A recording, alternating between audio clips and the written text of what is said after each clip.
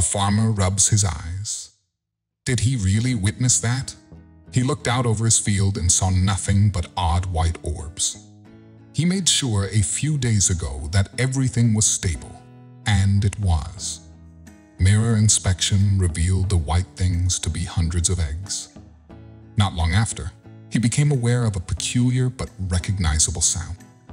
After hearing the news, Hans rushed straight home to shock his wife, Bonnie, and children, Mary and Giselle, awake. They hurried outdoors together, and what they saw left the girls speechless. Bonnie asked her husband, "Is this what I believe it is?" With tears in her eyes. Nothing lived in the field anymore. The maize had all been harvested. Eggs, on the other hand, were strewn throughout the area. Seeing that the time for hatching was near, Hans mounted his tractor and prepared to demolish the nests, but his daughters stopped him. Before we continue, make sure to subscribe, hit the like button, and click the notification bell for more amazing stories. They barricaded themselves in front of the tractor and refused to be moved. The children were puzzled by their father's callousness in killing a sentient creature. Hans proposed a solution to calm down his kids, but it was a one that left them in full disbelief. "But Hans, what did you suggest?" When they eventually hatched, he cried, "But why?" The life of a farmer is governed by a number of rituals. They get up and go to work before the sun even comes up. They work quite long hours every day. In addition, the payoff is substantial. The life of a farmer was Hans's lifelong ambition, and now that he finally had the opportunity to pursue it, he knew he could do anything. At least, that's what he believed at the time. Hans and his wife Bonnie have raised 2 kids, Mary and Giselle. They own a farm where they raise animals and produce food, mostly maize. It's a straightforward existence where extraordinary events are rare. You can only imagine the look of disbelief on Hans' face when he finally opened his eyes this morning.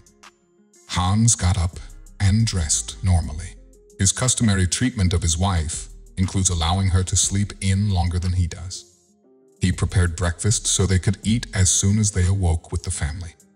Hans had just finished his morning chores and was about to feed his animals when he was suddenly confronted by a strange man.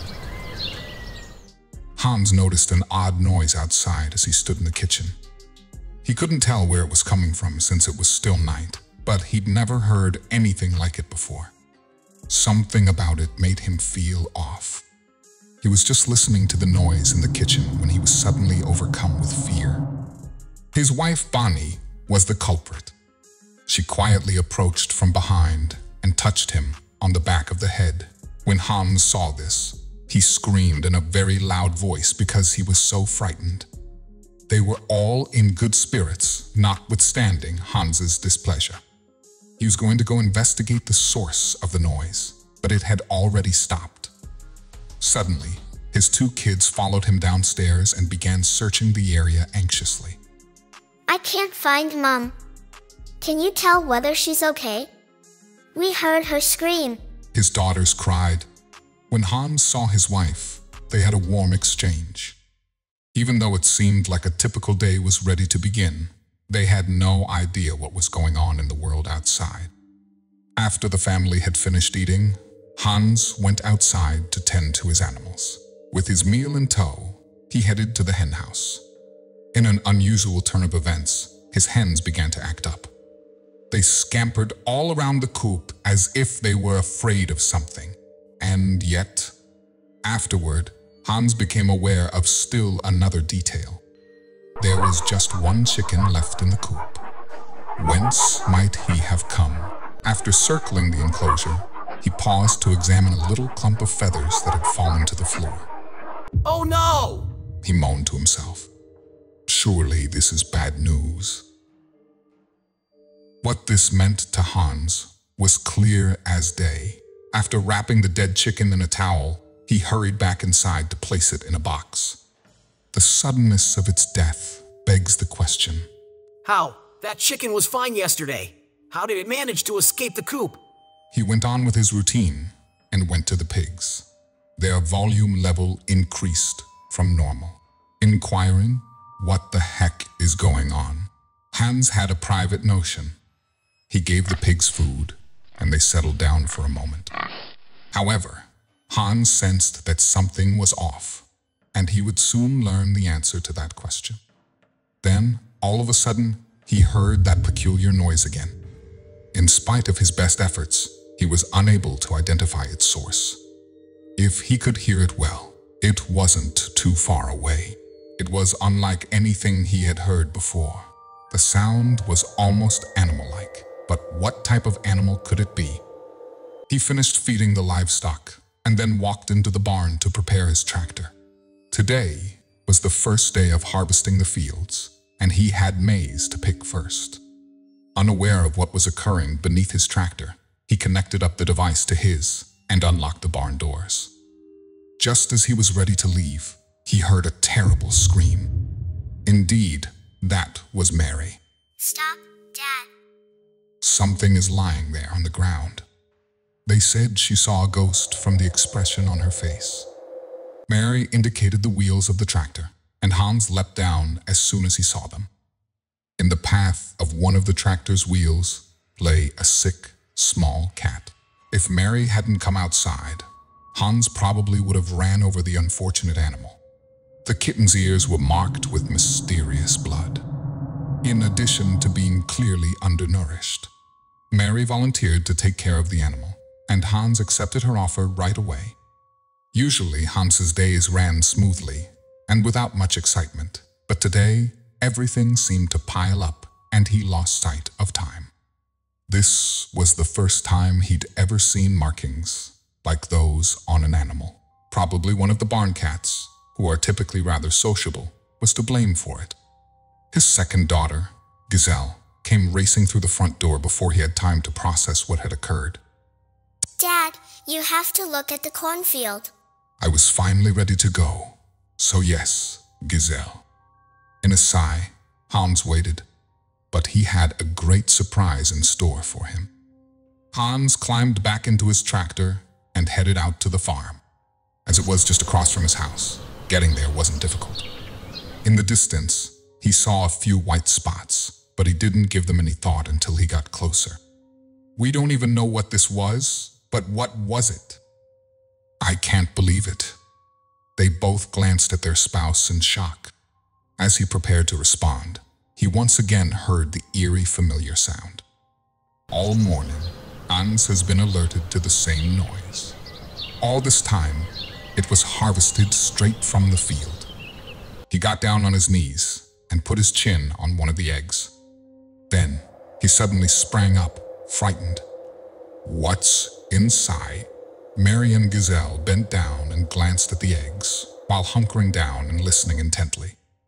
The eggs showed signs of being close to hatching, but Hans wanted them gone, so he rode his tractor at them until his daughters stopped him. They barricaded themselves in front of the tractor and refused to be moved. To calm down his daughters, Hans offered something that utterly surprised them. Well, ladies, we can't preserve the crops at this point, but maybe we can save the eggs, Hans remarked. The girls' expressions brightened as they leaped with excitement. However, they had to find out how to maintain a large number of eggs at a constant temperature. Nearly 20 eggs were dispersed throughout the grass. Hans was worried that if they moved the eggs, something bad might happen to them. I don't know how he planned to transport those eggs without breaking them. These items seemed to be fairly delicate. In order to protect the eggs, he proposed covering them with a heavy black tarp. If it begins to rain, they can stay dry, and if the sun comes out, they can stay nice and toasty beneath the tarp. The idea thrilled the girls, who immediately returned to the barn in search of a tarp. Bonnie, though, was not sharing the girls' enthusiasm. She took a worried glance around at all the eggs and pondered their origin and their arrival. Consider the possibility that these are, in fact, snake eggs. Since Bonnie disapproved of hurting animals, She had no intention of injuring any of them, particularly the ones she knew were completely defenseless. Hans felt his wife's anxiety and comforted her with a hug. "Relax, sweetheart. Those things remind me of chicken eggs. Have no fear, everything will be okay." His intention was to reassure Bonnie, but instead, he only raised additional concerns in her mind. Their girls came back shortly after carrying a substantial black tarp. They worked together to tie the cover over the eggs with pebbles. Then Hans answered, "So, get back to work." Hans has instructed his daughters to be very cautious in their job, as he would rather not have any of the eggs broken. However, his offspring bonded intensely with the eggs. As Hans went about his day, they remained with them. Hans finally got his daughters inside after luring them with dessert. One morning, Hans was awakened by an eerie sound. However, today was different from yesterday. There were more giggling sounds this time. It only took Hans a second to figure out what it was, and he immediately sprang to his feet. A field caught his eye, so he sprinted to the window. "You've got to be kidding me."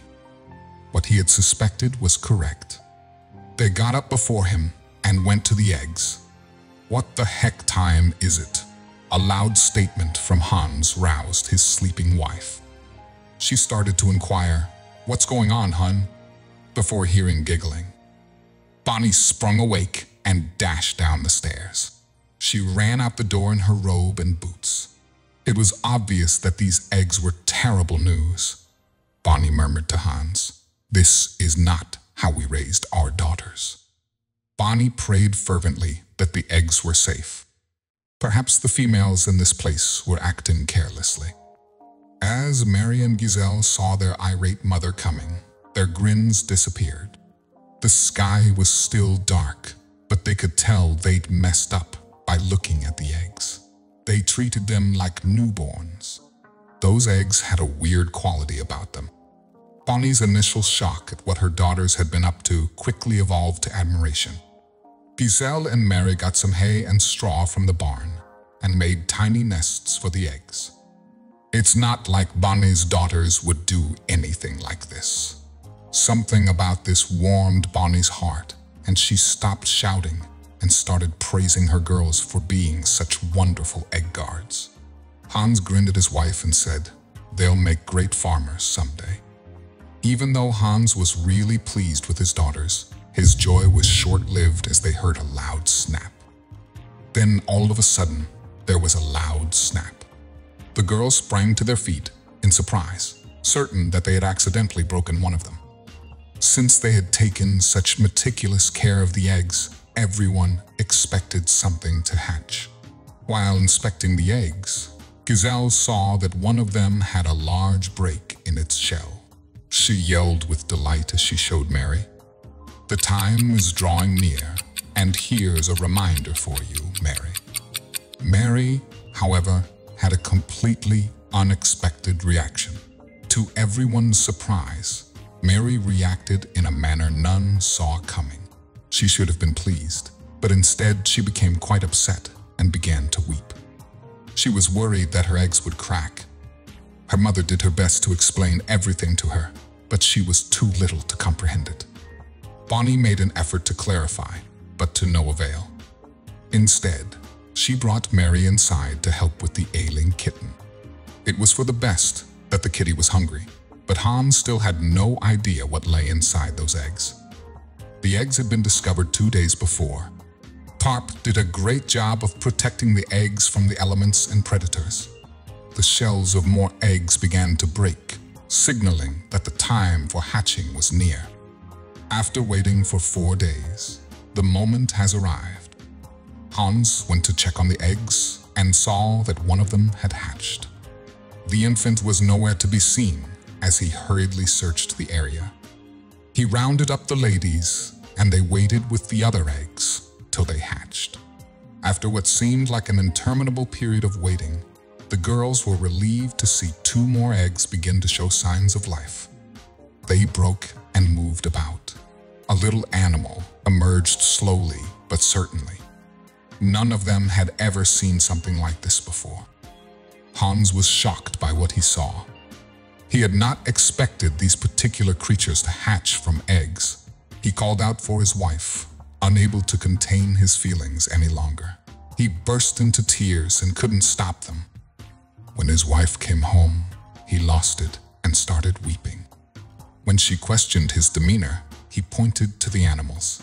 Bonnie understood what was going on right away, and she consoled her husband. On the other hand, watching what developed from those eggs made her feel a lot of emotions. There were young peacocks among the animals. When he was a kid, Hans' favorite animals were peacocks. He was so well off that he even had a pet peacock. He hasn't shown any interest in peacocks since its death. It felt miraculous, yet this isn't all there is. The thought of giving up the animals broke Hans' heart, so he argued with Bonnie to retain them all. They couldn't keep 20 peacocks since there wasn't enough space on the property. Hans was well aware of the fact that this was the only viable alternative. Only 2 peacocks remained at the property after Bonnie and Hans donated the other 18 to a peacock sanctuary. The girls enjoyed caring for the peacock and knew they would have the freedom they deserved there, binding bonds through beautiful tales. Thank you for watching.